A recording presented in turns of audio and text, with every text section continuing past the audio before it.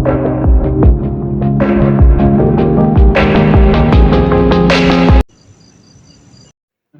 halo guys. Assalamualaikum warahmatullahi wabarakatuh. Bagaimana keadaan kalian guys? Semoga sehat-sehat saja ya guys ya. Nah, berikut ini saya akan menceritakan tentang kisah Abu Jahal guys. Ini berawal dari Mekah ya guys ya ceritanya. Abu Jahal adalah salah seorang tokoh yang cukup disegani di kalangan kafir Quraisy guys. Dalam sejarah Islam, ia dikenal sebagai sosok yang sangat keras perlawanannya terhadap Nabi Muhammad SAW. Berbagai cara dilakukan Abu Jahal untuk memusuhi Nabi Muhammad SAW. Mulai dari memaki, menghina, memerintahkan orang untuk meletakkan kotoran unta di kedua pundak Nabi yang sedang sholat, dan merencanakan berbagai upaya pembunuhan. Abu Jahal bahkan menjadi pemimpin pasukan kafir Quraisy dalam perang Badar melawan pasukan Muslim pada tahun 624. Selain memiliki julukan Bapak Kebodohan, Nabi Muhammad juga menyebutnya Fir'aun umat kala itu. Nah, siapakah Abu Jahal ini guys? Mari kita akan bahas dulu ya siapa dia ini. Abu Jahal adalah putra dari Hisham bin Al-Mughirah dan Asma binti Mahrabah yang lahir di Mekah pada sekitar tahun 570. Ia sering disalahpahami sebagai paman atau kerabat Nabi Muhammad guys, tetapi pada kenyataannya bukan dia guys. Abu Jahal ini adalah keturunan dari Bani Mahzum, sedangkan dari Nabi Muhammad itu yaitu keturunan dari kaum Bani Hashim. Nama asli Abu Jahal adalah Ammar bin Hisham. Ia disebut Abu Jahal oleh Nabi Muhammad yang artinya bapak kebodohan. Abu Jahal adalah orang yang paling mengingkari ajaran Islam dan sangat menentang ajaran Islam dan bahkan sangat menentang dakwah Nabi Muhammad SAW. Ya, bisa dibilang Abu Jahal ini adalah orang yang sangat keras menentang Nabi Muhammad SAW guys. Berbagai cara dia lakukan untuk memusuhi Nabi, mulai dari memaki dan berupaya membunuh Nabi Muhammad. Sebagai orang yang paling jahat dan keras memusuhi Islam, pikirannya selalu dipenuhi skenario untuk mencelakai Rasulullah, terlebih ketika Nabi sedang menunaikan sholat di Ka'bah. Dalam riwayat disebutkan bahwa Abu Jahal memerintahkan orang untuk meletakkan kotoran unta di kedua pundak Nabi yang sedang sholat, sampai Abu Jahal sendiri pernah mencelakai Nabi yang sedang sholat dengan batu besar. Namun berbagai upaya yang dilakukan selalu digagalkan oleh Allah Subhanahu wa Ta'ala.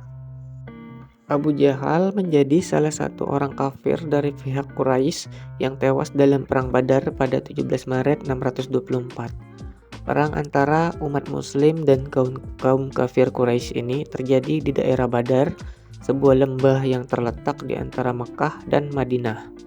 Dari pihak muslim, Nabi Muhammad menjadi pemimpin dalam perang Badar itu. Sedangkan Abu Jahal memimpin pasukan Quraisy. Meski dari segi pasukan dan kekuatan lebih unggul pihak Abu Jahal guys. Maksudnya itu pasukannya lebih banyak daripada pasukan Nabi Muhammad SAW ya guys ya. Akan tetapi guys, peperangan dimenangkan oleh pihak muslim yang dipimpin oleh Nabi Muhammad SAW. Karena kesombongannya, Abu Jahal dan beberapa pemimpin kaum kafir Quraisy tewas dalam pertempuran itu. Abu Jahal pada awalnya berhasil dilukai kakinya oleh Mu'adz bin Amruh, pemuda Ansar dari Madinah. Setelah itu muncullah Abdullah bin Mas'ud, seorang sahabat Nabi yang sering disakiti oleh Abu Jahal. Meski sempat melawan dan tetap menyombongkan diri, Abu Jahal akhirnya dipenggal oleh Abdullah bin Mas'ud. Abu Jahal tewas pada umur ke-53 atau 54 tahun guys. dan Abu Jahal tercatat dalam Al-Quran sebagai salah satu ahli neraka.